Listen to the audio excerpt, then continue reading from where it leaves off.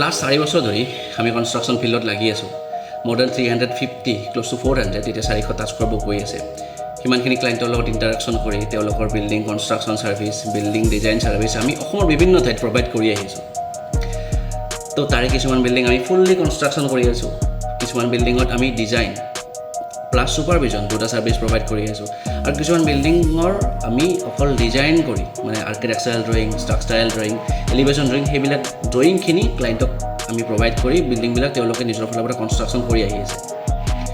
তো এতিয়া কি হ'ল, যিবিলাক ক্লায়েণ্টে আমাৰ পৰা ডিজাইনখিনি অকল আৰ্কিটেকচাৰেল ড্ৰয়িং, ষ্ট্ৰাকচাৰেল ড্ৰয়িং আৰু এলিভেশ্যন ড্ৰয়িংখিনি লৈছিলে, তো তাৰে কিছুমান ক্লায়েণ্টে লাষ্ট 4 মাহ ধৰি মোক ফোন কৰি আছে যে তেওঁলোকৰ বিল্ডিঙৰ স্লেব ক্ৰেক, তেওঁলোকৰ বিল্ডিঙৰ চেপ্টিক টেংকিৰ ৱাল ক্ৰেক হ'ল। তো এইবিলাক কিছুমান সৰু সৰু প্ৰব্লেম তেওঁলোকৰ বিল্ডিঙত দেখা পোৱা গৈছে।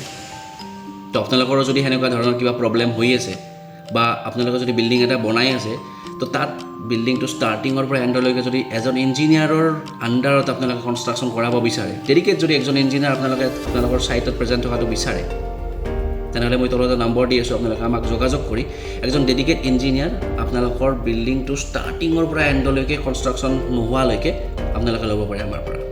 ধন্যবাদ।